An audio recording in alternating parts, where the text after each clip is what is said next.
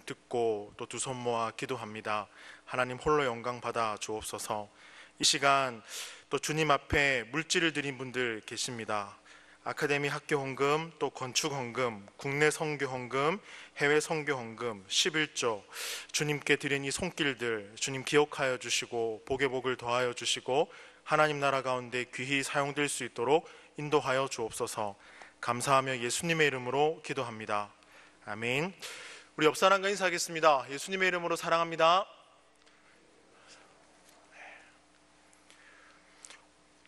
오늘은요 마태복음 3장 1절에서 3절 말씀을 가지고요 광야라는 제목으로 말씀을 전하고자 합니다. 어느덧 광야 이 설교 세 번째 시간이 되었습니다. 첫 번째 시간, 두 번째 시간 어떤 말씀을 드렸는가 한번 먼저 살펴보고요 말씀을 전하도록 하겠습니다. 첫 번째 광야 시간에서는요 훈련의 장소라는 이 관점에서 광야를 말씀드렸습니다. 하나님께서 이스라엘 백성들을 출애굽시키시고 그 광야에서 훈련을 시킨 목적이 있습니다. 그것은요 바로 주님 한 분만을 바라봤으면 하는 그 주님의 마음이 담겨 있죠. 그래서 그곳에서 이스라엘 백성들은요 훈련에 임하게 됩니다. 두 번째, 부르심의 장소라는 관점에서 광야의 말씀을 전할 때는요 사도 바울은 연약한 가운데 있었고요 항상 부족한 가운데 있었고 상황과 환경이 어려웠지만 그 어려운 그 자리에서요 코피아우라는 단어 기억나십니까? 코피 나도록 열심히 그 자리에서 수고를 했습니다. 그랬더니 수고한 그 자리에서 주님을 만났다. 그래서 부르심의 장소인 이 광야는요 우리가 신앙에 있어서 열심을 내고 한번 최선을 다해보고 그리고 주님 앞에 나아갔더니 주님을 만나던 자리가 되더라. 그런 의미에서 광야 두 번째 시간을 함께 가졌습니다. 오늘은 세 번째 시간입니다. 광야, 오늘은 회개의 장소라는 관점에서 이 광야의 의미를 좀 살펴보고자 합니다. 회개의 장소, 광야. 저는 광야라는 말씀을 준비하면서 평소에도요 어떻게 이 광야 설교를 우리 성도님들에게 전할 수 있을까, 그래서 성경을 마주할 때마다 이 광야라는 단어를 묵상했습니다. 특별히 묵상 가운데 우리 인생에 있어서 이 광야는 무엇일까, 그리고 저와 온누리교회 성도님들에게 있어서 이 광야는 어떤 의미일까, 그런 생각들이 되어졌습니다. 기도하다가도요 이 광야를 묵상하게 되고요 밥을 먹다가도 묵상하게 되고요 또 육아를 또 하다가도 또 스스로에게 대해 질문을 해 보았습니다. 광야, 이 광야가 도대체 뭘까? 그러던 어느 날 이 하얀 이면지 위에다가 광야, 제가 기록한 이 묵상한 광야의 내용을 한번 적어보기 시작했습니다. 기쁨이 있는 곳, 낭만이 있는 곳, 슬픔이 있는 곳, 막 이렇게 막 끄적이다가요 제가 끄적인 그 문장 중에 한 문장이 제 마음속에 들어왔는데요 그것은요 기다림도 광야다. 기다림, 이 문장이 제 눈에 들어왔습니다. 사랑하는 온누리교회 성도 여러분, 그렇지 않습니까? 살다 보면 기다림이 있는데요 때론 그 기다림이 광야 같다라는 생각이 들 때가 있습니다. 얼마나 공감하시는지 모르겠지만요 그런 생각이 들 때가 있습니다. 특별히 우리 온누리 교회 안에는요 선남 선녀분들이 많습니다. 특별히 선녀분들이 많더라고요. 그 선녀분들이 나중에 내 짝이 없을 것이다 라는 그 낙심과 절망이 밀려올 때 그 자리가 광야가 아닐까요? 배우자를 기다리는 것, 이 기다림이 언제 끝날지 모른다는 것, 잘 따지고 보면 그것도 광야죠. 또 병상에 누워있는 것, 이것도 일종의 광야죠. 또 회복을 위해서 기다리고 있는 것, 그것도 광야죠. 아픈 사람이 회복되기를 기다리는 마음, 그것도 광야죠. 그리고 특별히 진학을 준비하고 있는 청소년 친구들에게 있어도 광야의 시간이 되겠죠. 그리고 취업을 준비하고 있는 청년들, 또 이직을 준비하고 있는 분들, 어떤 결과를 기다리는 것, 이 모든 것이 광야의 일종이지 않을까, 그런 생각을 해보게 되었습니다. 여러분, 저는 사랑부를 맡고 있는 장승범 목사라고 합니다. 사랑부 예배는요 언제 있는지 혹시 아십니까? 주일 오후 1시 30분에 2층 유년부실에서 있습니다. 아직 지체분들이 모두 함께 하진 못하지만 우리 섬김이 분들과 그리고 몇몇 지체분들과 함께 지금 예배를 드리고 있습니다. 그리고 예배 후에 삶을 나누는 시간이 있습니다. 방역 수칙을 준수하면서 삶을 나누고 있습니다. 한동안의 삶 가운데, 한 주 동안의 삶 가운데 감사했던 일들, 행복했던 일들, 아팠던 일들, 또 연약한 부분들, 가족의 이야기, 또 자녀에 관한 이야기, 이런 나눔이 있은 다음에 기도를 하고 모임을 마칩니다. 저는 그 모임이 끝나고요, 이 2층 계단을 내려가면서 참 제 마음속에 감사하다라는 생각이 들어졌습니다. 왜냐하면요, 말씀대로 살아가고자 몸부림치는 가운데 참된 그리스도인을 소망하며 기다리고 있는 분들, 그분들을 볼 때 참 감사하다. 그리고 삶 가운데 주님이 주시는 그 은혜를 사모하고 기다리는 모습을 보면서 참 감사하다라는 생각이 들어졌습니다. 그러면서요, 행복, 자유, 응답, 감사, 인도와 회복이 이 공동체 안에 충만했으면 좋겠다라는 그런 생각이 들어졌습니다. 그리고요, 우리 온누리교회 모든 성도님들의 삶 가운데 행복과 자유와 응답과 감사와 인도와 치유가 가득하기를 소망해 봅니다. 여러분, 저와 여러분은요, 부모님 세대에 비해서 풍족한 삶을 좀 사는 것 같습니다. 누리며 살았던 것 같습니다. 우리 자녀들은 더 누리며 살고 있죠. 부모님보다 많이 누리고 많은 혜택을 받고 많은 것을 누리고 있는데요, 오늘날 우리가 사는 삶 가운데요, 그러나 우리 안에 여전히 이런 외침이 있는 것 같습니다. 좀 자유롭고 싶다. 무언가 회복되면 좋겠다. 저는 신방을 다니면서 여러분들을 만나면서요, 이런 생각이 들어질 때가 있습니다. 삶 가운데 참 자유가 없구나, 회복이 없구나, 누리며 살지 못하시는구나, 그러면서 무언가 회복되기를 바라고 치유되기를 바라는 분들의 모습을 종종 보게 될 때가 있습니다. 그런 의미에서요, 저는 이 기다림을 영적인 측면에서 또 한번 생각해 봤습니다. 저는요, 제가 신앙생활을 한 교회는 부산에 있는 고신고단의 교회입니다. 중고등부는요, 찬양팀이 있었지만 악기라고 해야 기타와 피아노가 다였습니다. 박자가 맞지 않을 때가 더 많았고요, 무반주로 예배를 드릴 때가 더 많았습니다. 전도사님은 나이가 40대를 훌쩍 넘으신 분이셨죠. 온누리교회에 오니까 영접 그리고 구원에 대해서 되게 강조하고 있더라고요. 제가 처음 왔을 때 제가 다니던 교회는요, 영접, 구원, 그리고 양육, 또 이런 점에서 참 양육을 받고 싶은데요, 봉사와 섬김으로 노동으로 시달렸던 기억이 더 많이 남아 있습니다. 그 청년 시절이.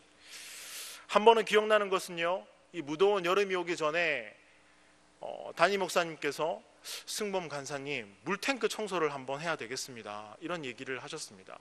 저희는 관리 집사님이 안 계셨거든요. 그래서 전도사님과 함께 물탱크에 수영복을 입고 들어갔죠. 여러분, 주택에 있는 물탱크보다 더 큰 물탱크 혹시 보셨습니까?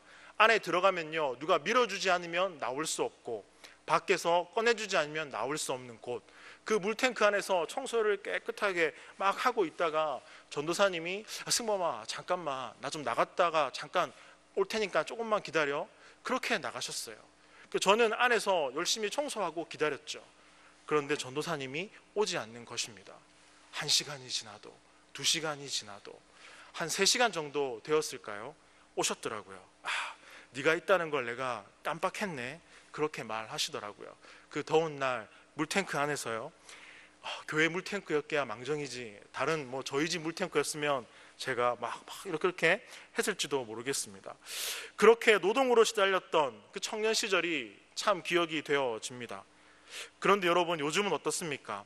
예전보다 화려하고 좋은 공간에서 예배 드리지 않습니까? 좋은 영상, 음향시설, 수많은 악기들, 그리고 훈련받은 예배자를 통해서 예배를 드리고 있죠. 이전에는 상상도 못할 그 예배를요, 우리는 매주 드리고 있습니다. 성가대에 오케스트라까지. 예전에는요, 이와 같은 예배를 드리려면요, 집회에 가야만 했습니다. 수많은 말씀들이 영상으로 쏟아져 나오죠. 여러분이 마음만 먹으면요, 좋아하는 목사님, 유명한 목사님 설교들 마음대로 들을 수 있습니다.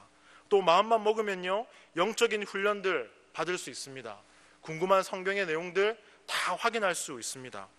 그런데요, 더 나아진 것 같고 누리며 살아가는데 여전히 우리는 목마름이 있는 것 같습니다. 갈증이 있죠. 무언가 회복되기를 바라는 모습이 우리 안에 있다는 것을 발견하게 됩니다. 이렇게 많은 것이 좋아졌는데 왜 우리는 여전히 목마를까요? 결국 편안함과 환경이 우리의 목마름을 해결해 주지 않는다는 생각을 해보게 됩니다. 모든 것을 갖추고 풍성하고 많이 누리며 살고 있어도 우리의 마음은요, 얼마든지 광야일 수 있다라는 생각을 해보게 되었습니다. 오늘 본문 1절 말씀을 한번 읽어보겠습니다. 그때 세례 요한이 이르러 유대 광야에서 전파하여, 본문 1절 말씀 한번 읽어보겠습니다. 그때에 세례 요한이 이르러 유대 광야에서 전파하여 말하되, 세례 요한이 유대 광야에서요 말씀을 전합니다. 그런데 여러분, 신기한 것은요, 그 불편한 광야로 사람들이 몰려갔다라는 것입니다. 광야까지 나아가죠. 당시 대중교통이 발달하지 않았는데 걸어서 그 자기 집에 키우던 짐승을 타고 이 광야로 나아가죠. 여러분, 광야에 제대로 된 건물이 있었겠습니까? 그런데 무더운 어느 날 광야로 사람들이 나가는 겁니다. 왜 사람들이 광야로 몰려갈까요? 왜요? 그 광야에 자신의 영혼과 마음을 만지는 메시지가 있었기 때문에 사람들은요, 광야로 나아갑니다. 여러분, 2절을 한번 읽어보겠습니다. 회개하라, 천국이 가까이 왔느니라 하였느니. 광야에서 이분들이 들었던 설교의 내용은 무엇입니까? 위로와 축복의 메시지가 아닙니다. 많이 몰려온 성도들에게 잘 될 것입니다라는 형통과 성공의 메시지도 아니었습니다. 그 땡볕에 멀리서 이 광야로 온 사람들에게 한다는 이야기가, 그 설교의 내용이요, 회개하라, 회개하라 였습니다. 죄를 회개하라. 그 소리 들으려고 광야로 나아갔을까요? 저는 그런 생각이 문득 들어졌습니다. 사실 그 당시에 많은 유대인들은요, 화려한 성정 중심의 예배에 실증을 느꼈던 것 같습니다. 위선적이고 탐욕적인 이 종교 지도자들의 반복적인 메시지에 실증을 느꼈죠. 염증을 느꼈다는 겁니다. 또 그 당시 종교 지도자들과 성전의 부패한 모습을 보면서 당시 실망했던 유대인과 성도들이 참 많이 있었던 것으로 보입니다. 그러한 상황 속에서 누군가 광야에서 사람들의 영혼과 마음을 만지는 메시지를 던지니까 사람들이 그 땡볕에 광야로 몰려갔다는 겁니다. 그 설교를 지금 하고 있죠. 그 설교는요, 그 메시지는요, 사람들에게 영적인 도전을 주기에 충분했습니다. 사람들의 마음을 새롭게 하기에 충분했죠. 그래서 사람들은요, 화려한 성전 중심의 그것을 다 벗어버리고요, 광야로 그 뜨겁고 불편한 광야로 나아갔다는 것입니다. 그리고 세례 요한이 말하죠. 회개하십시오, 회개하십시오 라는 그 메시지 앞에 많은 사람들이 눈물로 회개를 합니다. 저는 이 대목에서 나는 회개할 내용들이 없을까? 그런 생각들이 들어졌습니다. 그러다가 문득 한 집사님의 저를 위한 기도 제목이 생각이 났습니다. 제가 전도사 시절에요, 한 집사님이 이런 말씀을 해주셨습니다. 제가 그 교회를 사임하고 떠날 때, 전도사님, 우리 전도사님은 기술적인 설교자가 아니라 사람의 마음을 움직이는 설교자가 되기를 소망합니다. 그렇게 기도하고 응원하겠습니다. 그 기도해 주신 그 내용이 문득 생각이 났습니다. 나는 그렇게 살아왔는가? 나는 정말 우리 성도님들을 생각하고 설교를 준비하며 살아왔는가? 아니었더라고요. 그 말씀을 준비하면서 회개가 되어졌습니다. 여러분, 본문 6절에 보시면요, 6절 말씀을 읽어보겠습니다. 6절 말씀, 자기들의 죄를 자복하고 요단강에서 그에게 세례를 받더니 자신이 회개했음을 공동체 사람들에게 알리는 의미로 무엇을 받았다라고 기록합니까? 세례를 받게 되었다라고 말씀하고 있죠. 즉 그 당시에 세례 요한과 예수님 당시에 많은 유대인들이요, 정말로 진실한 메시지, 진실한 이 회개, 설교에 목말라 있다는 것을 오늘 우리는 이 말씀을 통해 발견하게 됩니다. 자신의 영혼과 마음을 만져주는 설교자, 그러한 설교자, 메시지를 기다리고 있다는 것을 보게 됩니다. 당시요, 화려한 성전과 이 종교 지도자들은요, 자정 능력을 스스로 잃어버렸던 것으로 보입니다. 율법주의, 형식주의, 위선과 제도에 갇혀 있었죠. 종교를 빌미로 장사하는 종교 장사꾼들이 있었습니다. 그리고 종교 지도자들은요, 그 이득을 함께 그들과 나누었습니다. 이런 상황 속에서 많은 성도들이 더 이상 성전에 아무것도 기대하지 못하게 되죠. 종교 지도자들을 믿지 못하게 됩니다. 그리고 종교 지도자들 역시요, 그렇게 살아가는데 어떻게 성도들에게 똑바로 사십시오라고 말할 수 있겠습니까? 그러면서요, 제가 한번 그 당시 예배 속으로 들어가 봤습니다. 성정 중심, 율법 중심, 형식과 제도에 갇혀서 예배드렸던 그 시절, 예배의 그 시절을 한번 묵상해 봤습니다. 예배를 드리는데요, 이 사람들에게, 이 성도님들에게 감격이 있을까? 어떤 사람은 예배를 드려도, 혹은 예배를 드리면 드릴수록 더 목마름을 느낄 텐데, 또 어떤 사람들은 내가 이렇게 예배를 드려도 되나? 시간이 흐르면서 괜찮아지겠지, 스스로 그렇게 위로하는 사람도 있을 거고요. 어떤 사람은 예배를 드리긴 드리지만 세상에 나가서 세상보다 더, 세상과 똑같은 인생을 살아가는 그와 같은 사람도 있겠죠. 여러분, 제가요 2부 3부 예배를, 사회를 잠깐씩 보다가 저 뒤로 가면서 잠깐 뒤에 머물러서 나갈 때가 있습니다. 그럼 그때 저는 충격적인 장면을 보게 됐습니다. 그분을 정죄할 마음은 전혀 없습니다. 지적하고 싶은 마음도 없습니다. 담임 목사님께서 말씀을 증거하는데 스마트폰 게임을 하시는 분, 스마트폰으로 웹 검색을 하시는 분, 저는 충격을 받았습니다.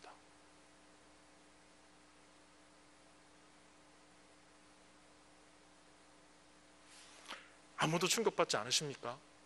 하나님이 얼마나 슬퍼하실까?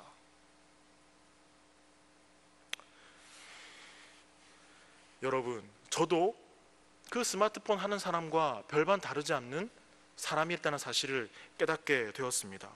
여러분, 수많은 예배를 인도하고 말씀을 전하지만 제가 예배 시간에 졸지 않을까요? 피곤한 어느 날 일부 예배를 드리는데요, 잠이 왔습니다. 눈을 감고 졸고 있는 저를 느끼게 되었죠. 눈을 떴어요. 그러면 주님 죄송합니다, 이 말이 나와야 되는데 저의 행동은요,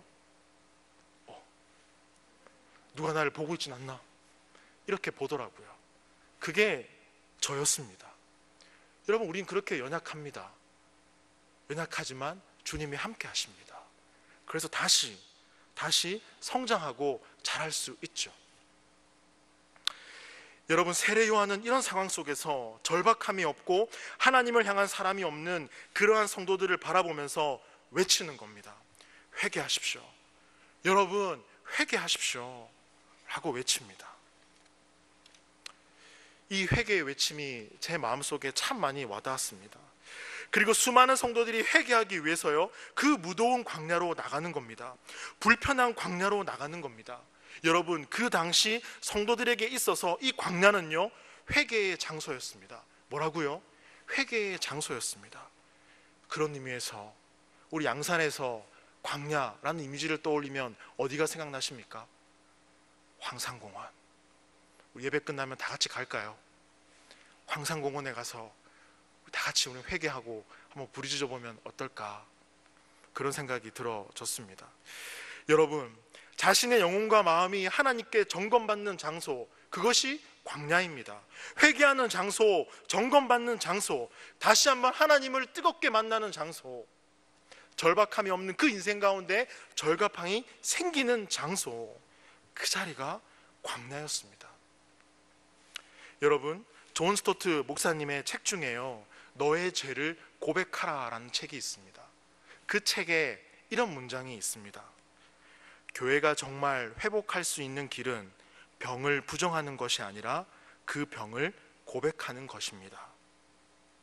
그러면서 책 표지에요, 한국 교회의 가장 큰 문제는 진정한 회개의 부재다 라고 기록되어져 있습니다.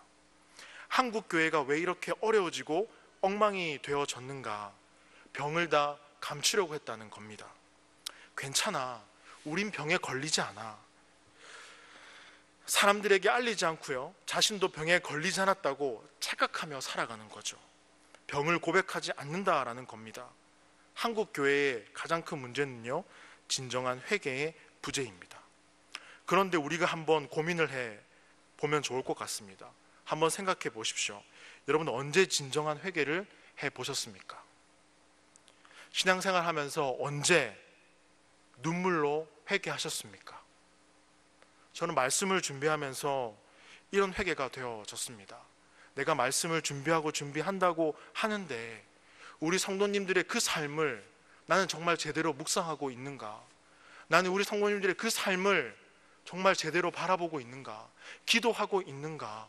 그렇게 나는 설교를 준비하고 있는가? 그렇게 하지 못하는 저의 모습 속에서 가슴이 아프고요, 회개가 되어지더라고요. 성도님들에게 죄송하고, 여러분, 반복된 죄 앞에 우리는 무기력하고요, 아니면 무감각하는 삶을 살아가지 않을까요? 여러분, 과거에는요, 제가 청년 시절만 하더라도 20대 때 목사님들이, 청년 선배들이, 집사님, 권사님, 장로님들이, 교회 학교 선생님들이 우리가 무언가 잘못했을 때요, 따끔하게 혼을 내줬습니다. 너 그렇게 살면 안 돼. 이리 와. 너 그렇게 살면 안 돼. 그런 충고도 하고요, 선생님들이 권면하셨습니다. 그런 권면이 너무 좋았어요. 내 인생에 관심을 가져주시고 나라는 사람에게 관심을 가져주시고 사랑하는 거니까요. 그런데 지금은요, 어디서부터 어떻게 이야기를 해야 될지 잘 모르겠습니다. 또 한편으로는 이런 고민도, 생각도 해보게 됩니다. 도대체 어디서부터 문제가 생긴 거지? 무엇부터 바로잡아야 할까? 누군가를 만날 때면 이런 생각이 듭니다. 내가 이야기해 줄 수 있을까?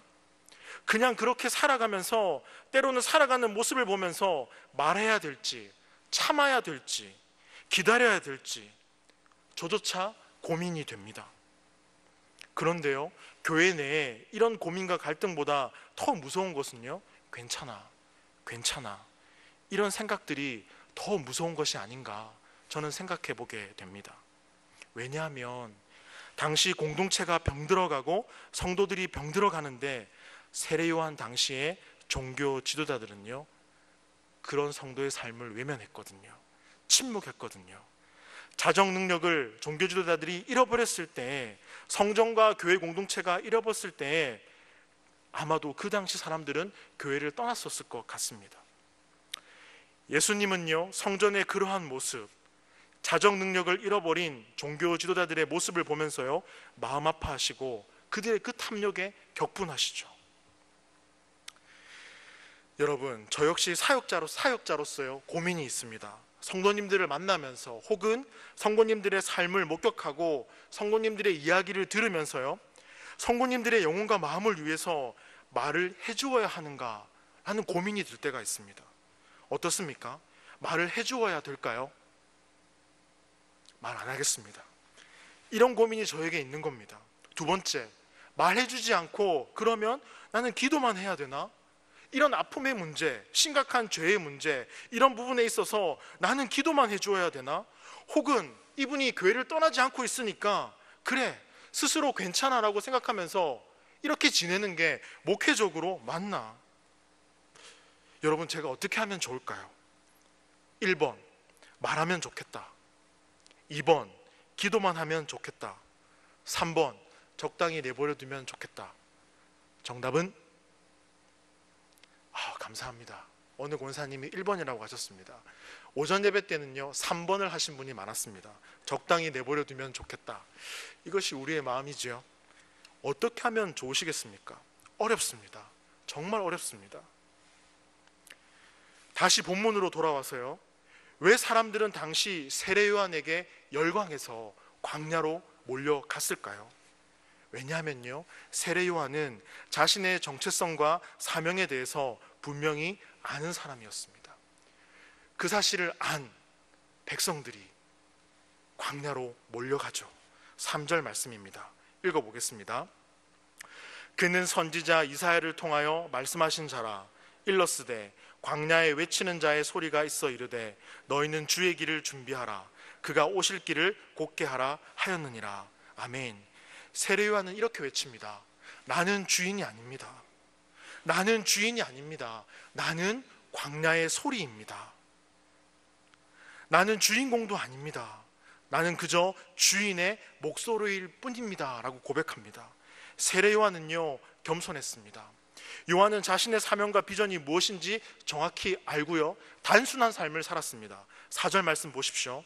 이 요한은 낙타 털옷을 입고 허리에 가죽띠를 띠고 음식은 메뚜기와 석청이었더라. 정말 단순한 삶을 살죠. 왜 이와 같은 단순한 삶을 살까요? 그는 복음을 위해서 복음 때문에 단순한 삶을 살았습니다. 복음에 목숨을 걸었죠. 그리고 자신을 소개합니다. 나는 주인공이 아니라 나는 주인이 아니라 광야의 소리다라고 외칩니다. 누군가 여러분들에게요 당신은 누구입니까? 라고 묻는다면 여러분들은 뭐라고 대답하시겠습니까? 당신은 누굽니까? 여러분들은 누구이십니까? 세례 요한은요 이렇게 대답을 하죠. 저는 광야에서 외치는 소리입니다. 저는 주인의 확성기입니다. 저는 주인의 목소리를 내는 사람입니다 라고 이야기합니다. 이렇게 고백하는 세례 요한에게요 많은 사람들은요 그의 삶과 메시지를 통해서 무언가 느끼는 것이 있었습니다. 그리고 하나님이 함께 하시는 사람이라는 강한 확신을요 갖게 됩니다. 그러니 그 불편하고 뜨거운 광야에 나와서 세례 요한의 설교를 듣고 있죠. 그 설교가 뭐라고요? 회개하라, 회개하라입니다. 여러분, 사람들은 여러분들을 보면서 어떤 생각을 할까요? 이런 생각 해본 적 없으세요? 그리고 여러분은 사람들과 하나님 앞에 누구이십니까? 그리고 저는 어떻게 무엇으로 누구로 앞으로 살아야 될까요? 그리고 여러분은 어떻게 그 누구로 무엇으로 앞으로 사셔야 되겠습니까? 우리 온누리 교회 공동체는 세상에서 어떻게 누구로 무엇으로 살아야 될까요? 막 이런저런 이런 고민들을 제가 하고 있는데요 한 신학자의 고백이 저에게 도전을 주었습니다. 교회의 운명은 돌보심을 받는 광야이다. 뭐라고요? 교회의 운명은 돌보심을 받는 광야이다. 사랑하는 온누리 교회 여러분, 앞으로 교회는 점점 더 광야가 되어갈 줄 모릅니다. 왜냐하면요 여러분 골석 성도라는 말 들어보셨습니까? 코로나19 백신 접종이요 속도를 높이고 있습니다. 이러한 가운데에 백신 접종을 한 성도님들이 20에서 30%가 앞으로 교회에 출석하지 않을 거라는 예장과 장신대의 설문 자료가 있더라고요. 골석 성도, 그리고 가나안 성도들, 많은 젊은이들이 교회를 떠나죠. 이유가 무엇인지 아십니까? 가나안 성도의 책에는요 이렇게 나와 있습니다. 얽매이기 싫어요. 뭔가 구속받기 싫다는 겁니다. 결혼을 했지만 자녀를 놓지 않습니다. 인구가 줄죠. 주일학교가 문을 닫습니다. 그리고 핑계 없는 무덤이 없다고요. 여러 가지 바쁨과 일들로 교회에 나오지 않는 상황이 생기죠. 앞으로 이 교회의 운명은 어떻게 될까요? 조심스럽게 생각해 봅니다. 하나님이 돌보시는 광야가 되지 않을까? 점점 더 삭막하고 힘든 광야가 될 수 있겠다라는 생각이 아주 조심스럽게 되어졌습니다. 여러분, 이런 상황 속에서 여러분은 어떻게 사시겠습니까? 그리고 무엇을 하시겠습니까? 그리고 여러분은 믿지 않는 세상과 직장 속에서 누구로, 무엇으로, 어떻게 사시겠습니까? 하나님의 돌보심을 받는 광야 같은 교회, 그저 광야가 아니라 하나님의 돌보심을 받는, 사랑을 받는 그런 교회가 되기를 소망합니다. 저와 여러분이 주님의 목소리, 하나님의 목소리, 광야의 소리가 되었으면 좋겠습니다. 돌보심을 받는 광야에서 그곳이 교회가 되었던, 가정이 되었던, 직장이 되었던 그 돌보심을 받는 광야에서 진정으로 뉘우치고 회개하고 하나님을 만나시길 소망합니다. 그리고 하나님의 소리를 내는 성도의 인생을 살아가기를 소망해 봅니다. 그래서요, 누군가 여러분에게 당신은 누구이십니까? 무엇이기에 그렇게 사십니까? 왜 그렇게 손해보고 사십니까? 왜 그렇게 사랑하며 사십니까? 왜 용서하며 사십니까? 당신은 왜 교회에 다니십니까? 당신은 왜 예배를 드리십니까? 그렇게 물어볼 때요, 영상으로 예배 드리신 분들에게도 묻고 싶습니다. 당신은 왜 교회에 다니십니까? 당신은 왜 예배를 드리십니까? 저는요, 이러한 물음들에 대한 답이 광야에서 외치는 자의 소리로 살고자 하기 때문입니다. 이 고백을 하실 수 있는 저와 여러분의 인생이 되기를 소망합니다. 저는 주인의 목소리를 내기 위해 살고자 합니다. 저는 주인이 아닙니다. 저는 주인공도 아닙니다. 그러나 제가 사모하는, 사랑하는 그분이 계십니다. 그분이 나를 부르셨고 그분이 나에게 할 일을 주셨기에 나는 그 소명과 사명 때문에 이렇게 살아갑니다. 사랑하고 또 사랑하고 손해보고 예배하고, 좀 이렇게 고백할 수 있는 저와 여러분의 성도의 삶이 되기를 소망해 봅니다. 이 말씀 기억하시면서 우리 기도하겠습니다. 하나님, 이러한 연약하지만 부족하지만 주님의 소리로 살아가는 우리가 되게 해달라고 우리 다 같이 한 목소리로 기도하겠습니다.